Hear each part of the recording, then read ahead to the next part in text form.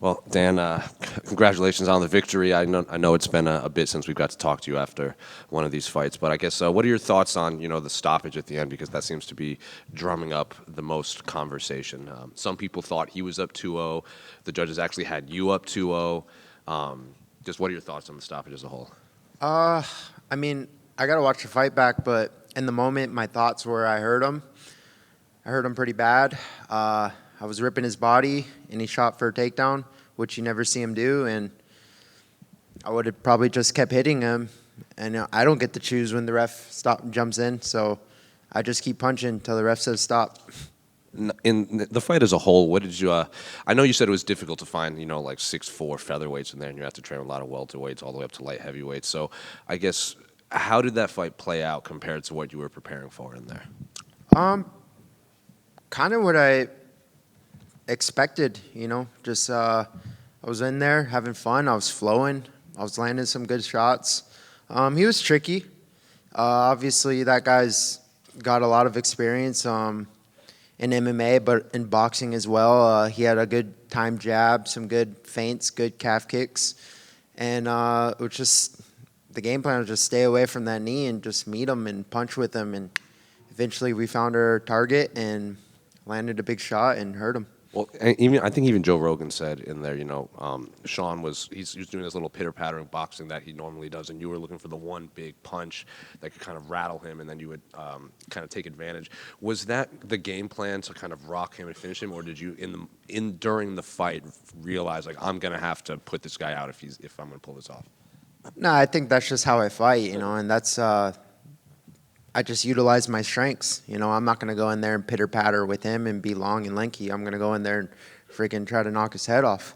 And same goes for him. He's not going to go in there and look for big power shots. He's got to do what he does best. And, it worked out in my favor tonight. And that's just the game we play. And, yeah, man, all glory to God. I'm grateful to be sitting here. I'm grateful to be talking to you guys. And it just feels good. And, he's always said, he views himself as the best boxer in not just the division, but in the UFC. So when you spend that much time in there, is his boxing as good as he's been saying, or is it, just the length that he can take advantage of? He's really good. He's one of the best in the world, and so am I. I'm the best in the world. And tonight I was the best in the world. And, he's got a bright future ahead. Yeah, I told him that after the fight. It's just a bump in the road. Just keep going. Get back up and go again. You're young, you're talented, you're resilient. Just get back up and go again. It's not what you want to hear right now, but you'll get up and you'll do it again. And what do you want next for your career? Because you look at the top 15, you've fought in a lot of those guys already. You might have to come up on some of these rematches. I guess, what do you want next for your career? Because a lot of people thought you won your last fight. You even said, I got to remind the rest of the division how exciting these are after Lerone Murphy's last win over Josh Emmett. So I guess, what do you want next for yourself? Honestly, no one in particular. I just want to keep climbing. I just want to keep winning, keep racking them up, get some momentum again. I want 3 wins. It doesn't matter who. Started tonight with Sean Woodson, but let's get 2 more, and then we'll talk about some big names and whatnot. I mean, if a name comes across the table, I'm not going to say no. I'm going to fight, and that's what I do. That's who I am. I fought the best of the best, and I am one of the best. I've never got blown out of the water. I've lost by inches, and I've also just lost to other people's opinions. I've never, got smoked or I don't know. I just want to fight. It's what I do. It's what I love. That's how I provide for my family. God gave me talents and gifts, and I'm using them to the best of my ability and going out there every day and just giving my best effort in and out of the gym, in my life, being a good role model for my family. And that's it, man. That's all I can ask for. In a perfect world, how many fights do you have this year? It's April, so I could fight 2 more times. Will I get 2 more? I don't know. For sure, I'll get 1 more. I feel like they owe you.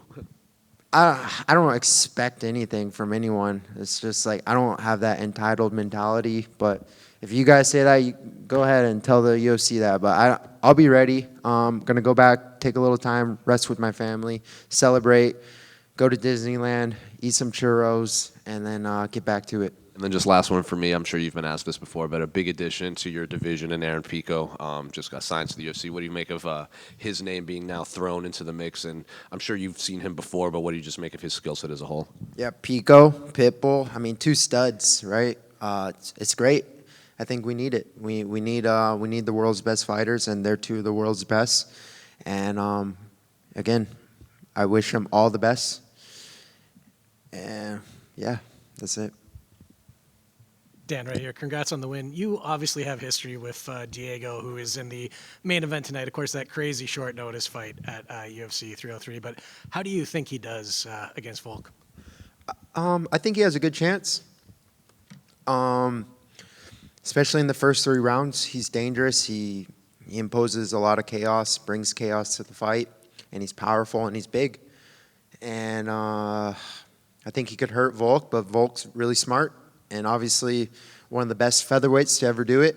And I'll be watching as a fan.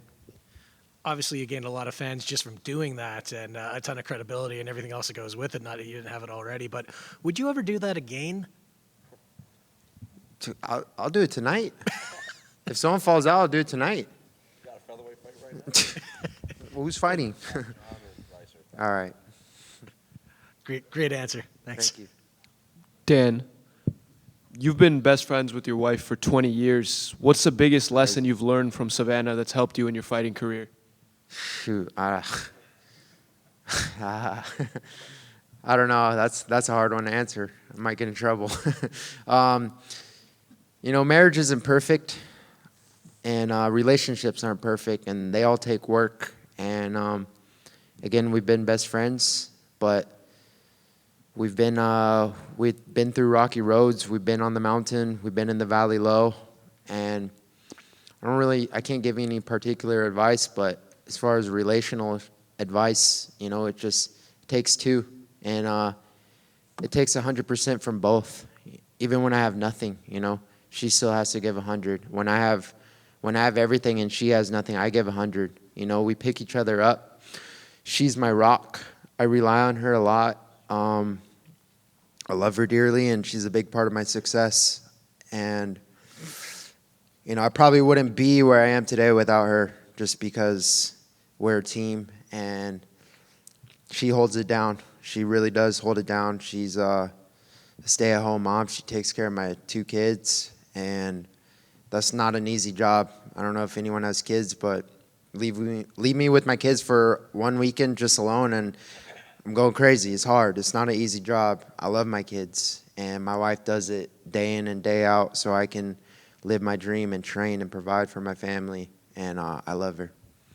And obviously you're a family man. You spend a lot of time at your gym, Extreme Couture, as well. Do you give your teammates advice when they become new parents, and because you guys spend a lot of time together?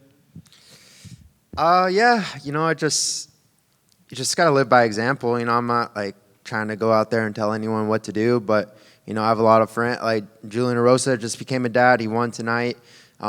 His wife and my wife are friends. Puna Soriano's having a baby soon. Again, we all grew up together, so it's cool to.